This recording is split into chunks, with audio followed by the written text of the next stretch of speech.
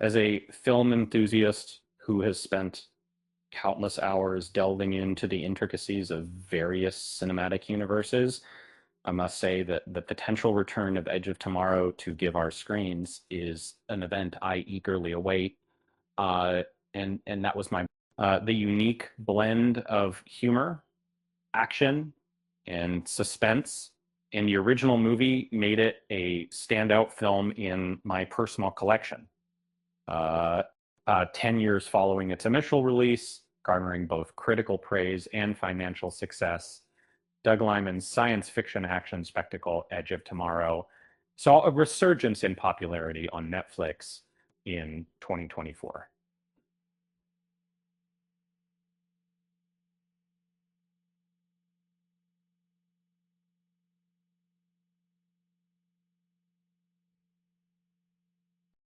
Since it joined the platform in August, it has consistently ranked among the most watched movies. Um, uh, the Tom Cruise led film is edging ever closer to an official sequel, uh, as suggested by Lyman's interview with uh, Variety in July 2024. In this interview, he mentioned that the original casting crew are eager to revisit the world of the time rev action thriller. However, if the film's revised ending were still in place, their feelings might be different. Fans of Edge of Tomorrow might not realize that a much grimmer conclusion was initially planned for the sci-fi thriller. Interestingly, Tom Cruise himself proposed a more optimistic and inspiring finale for the film, which highlights why he is considered one of the most influential movie stars turned storytellers in the 21st century. With Edge of Tomorrow turning 10 years old in 2024, revisiting its original darker ending and speculating about Edge of Tomorrow 2 couldn't be more fitting at this moment in Edge of Tomorrow's official ending.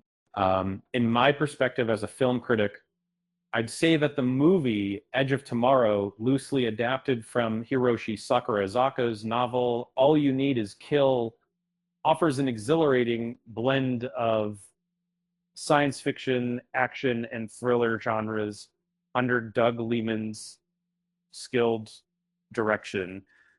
After being sent to fight the mimics in France, um, Cage detonates a landmine to eliminate an alpha mimic.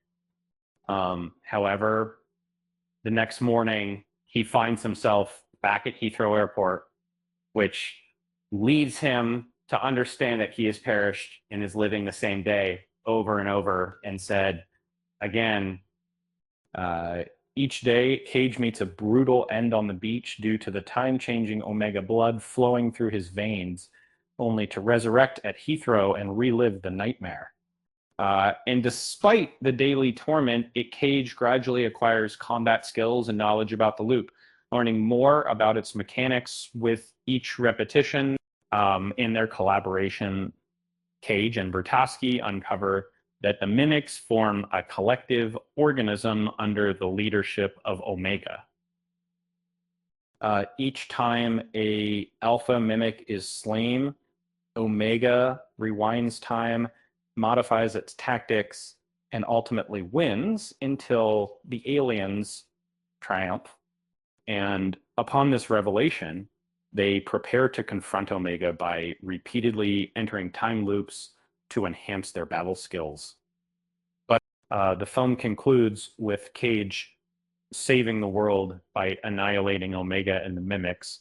But he is the sole one who recalls the events that transpired, offering a more optimistic and inspiring finale than screenwriter Christopher McQuarrie initially envisioned scening with 15.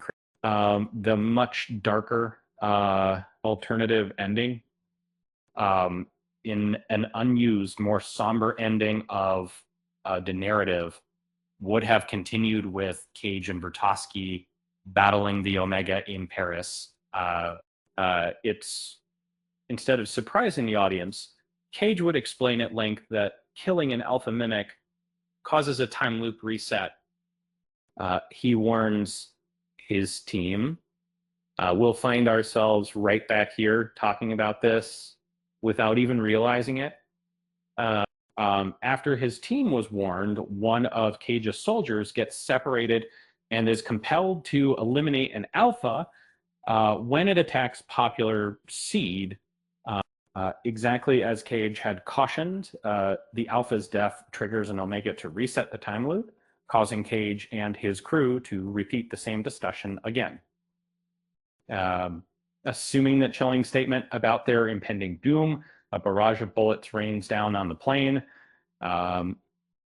Instead of concluding with a dramatic climax, the movie would have concluded with Cage and his team bracing for death as the mimics carry out their assault. Liman thinks that this scene's heavy emphasis on explanations might have left viewers feeling drained and further complicated an already intricate narrative. According to Liman, through film school rejects, when Tom loses power and the team goes to Paris, he briefs them on movie rules as they enter Paris. In essence, he advises them that they can kill as many mimics as they wish, but absolutely must not harm an alpha. If an alpha is killed, they'll find themselves back in this conversation without realizing it. The enemy will know they're coming and will kill them all if they do so. He further elaborated that Textus, and upon arriving in Paris, a chilling scene similar to a classic horror movie unfolds, where one of the characters becomes separated from their group and is subsequently set upon by an alpha creature, which he manages to slay. In the process, the audience catches a glimpse of the Omega character resetting the day and gains a sinister perspective through the eyes of the antagonist. And the narrative then returns to the plane, where the same speech repeats for the second time. And when the line, "You can bet they'll have a plan to kill us all," is spoken this time, the ship unexpectedly takes a hit. As viewers, it becomes clear that the enemy has foreknowledge of their impending arrival. And the exhaustion felt by the audience upon reaching that point is palpable. With Macquarie chose the brighter, more optimistic conclusion as suggested by Cruz, because it complemented the humor added to the storyline. And if the movie had a gloomier ending, the jokes written to entertain viewers would have lost their impact. However, if you pay close attention, some lines from the original darker ending can still be found in the final version. And despite this, the outcome of the film doesn't significantly affect the possibility of a sequel, which all parties involved, Lehman, Cruz, and Blunt, are keen on producing. What is the status of Edge of Tomorrow?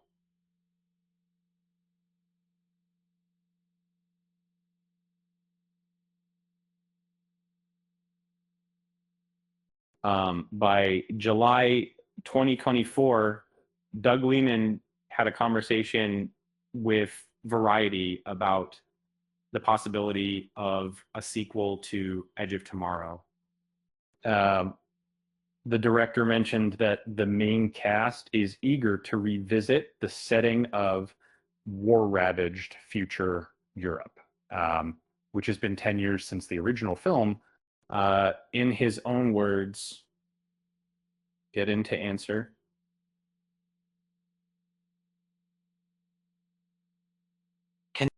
We've been discussing it quite a bit recently, as it's been over a decade since I uh, last watched it. Upon rewatching, I was struck by how excellent the film is. Um, Indeed, we adore its universe. And apart from Liman and Cruz revisiting the science fiction genre, the director hints that Emily Blunt expresses interest in resuming her role in the series. As per Blunt herself, Doug and I frequently discuss this topic. Has Tom seems eager to take action on it at some stage, though the timing is crucial. However, it's important to note that it's been a decade since we first conceived the idea. Um, there was an exceptional screenplay in development, but given the passage of time, I believe its success would have been more likely if we had filmed it 8 years ago. Uh, I'm not implying that we're outdated, but considering it's been a decade, age is a factor to consider. Um, Despite jokes about poor box office performance, um, Edge of Tomorrow stands among Carl Laman's highest grossing films financially. Um, the movie raked in $370 million globally on a budget of only $178 million, as reported by Box Office Mojo, and has since maintained its popularity with action movie enthusiasts. Uh, just 1 month after Lehman's interview with Variety, Edge of Tomorrow climbed to the top of Netflix's most watched movies, which significantly increases the likelihood of a remake or sequels in the near future. Edge of Tomorrow is available to stream on Netflix.